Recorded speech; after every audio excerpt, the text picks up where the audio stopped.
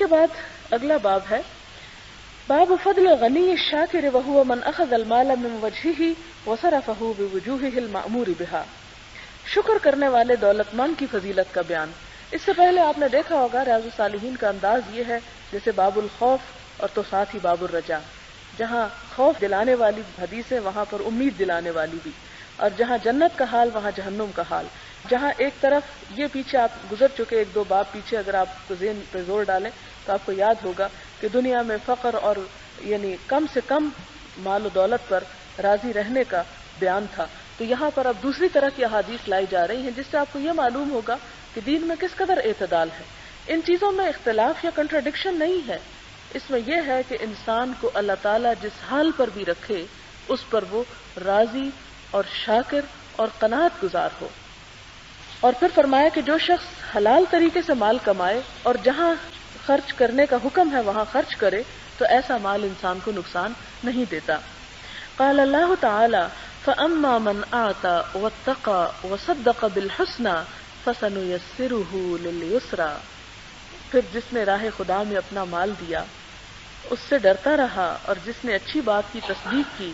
تو ہم آسان کر دیں گے اس کے لیے آسان راستہ، یعنی ہم اس کے لیے آسان راستہ آسان کر دیں گے، اسے ہم آسان راستے کی سہولت دیں گے، اس کے لیے نیکی کرنا ہم اور بھی آسان کر دیں گے۔ وقال تعالی وَسَيُجَنَّبُهَا الْأَتْقَى الَّذِي يُؤْتِي مَالَهُ يَتَزَكَّى وَمَا لِأَحَدٍ عِندَهُ مِن نِّعْمَةٍ تُجْزَى إِلَّا ابْتِغَاءَ وَجْهِ رَبِّهِ الْأَعْلَى وَلَسَوْفَ يَرْضَى۔ اللہ تعالیٰ کا ارشاد ہے اور دور رکھا جائے گا اس سے وہ نہایت پرہیزگار جو دیتا ہے اپنا مال اپنے دل کو پاک کرنے کے لیے، اور اس پر کسی کا کوئی احسان نہیں جس کا بدلہ اسے دینا ہو، بجز اس کے کہ وہ اپنے برتر پروردگار کی خوشنودی کا طلبگار ہے اور وہ ضرور اس سے خوش ہوگا، یعنی اللہ تعالیٰ اس بندے سے راضی ہوں گے یا وہ بندہ قیامت کے دن اللہ تعالیٰ کی طرف سے ملنے والے انعام پر راضی اور خوش ہو جائے گا۔ اسی طرح ایک اور آیت ہے ان تبدوا الصدقات فنعما هي وان تخفوها وتؤتوها الفقراء فهو خير لكم ويكفر عنكم من سيئاتكم والله بما تعملون خبير۔ اگر ظاہر کرو خیرات تو بہت اچھی بات ہے، یعنی دکھا کے بھی دے سکتے ہو اگر دل کے اندر ریاکاری کا نہیں ہے جذبہ، اور اگر پوشیدہ رکھو صدقوں کو اور دو انہیں فقیروں کو تو یہ بہت بہتر ہے تمہارے لیے، اور صدقے کی برکت سے مٹا دے گا تم سے تمہارے بعض گناہ، اور اللہ تعالیٰ جو کچھ تم کر رہے ہو خبر رکھنے والا ہے۔ یعنی اس کا مطلب کیا ہے کہ اگر انسان صدقہ خیرات ظاہر کر کے دیتا ہے تو بھی کوئی بات نہیں، یعنی اس میں کوئی گناہ نہیں ہے، لیکن گناہ کس میں ہے اگر انسان اس سے شہرت چاہے یا ریاکاری کا جذبہ دل میں ہو، اور یہ کہ اگر چھپا کے دے اور ضرورت مندوں پہ خرچ کرے تو اس کا بھی بہت ثواب ہے، اللہ تعالیٰ اس کے بدلے انسان کی گناہ خطائیں کوتاہیاں معاف کر دیں گے۔ اور پھر اگلی آیت ہے لن تنالوا البر حتى تنفقوا مما تحبون وما تنفقوا من شيء فإن الله به عليم۔ ہرگز نہ پا سکو گے تم نیکی کو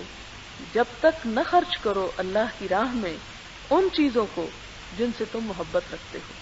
حتى تنفقوا مما تحبون، اور جو کچھ تم خرچ کرتے ہو اللہ تعالیٰ اسے یقیناً جانتا ہے۔ اس بارے میں بہت سی آیات ہیں اور چند ایک احادیث اب آپ کے سامنے ہیں۔ وعن عبد الله بن مسعود رضی اللہ عنہ قال قال رسول اللہ صلی اللہ علیہ وسلم لا حسد الا في اثنتين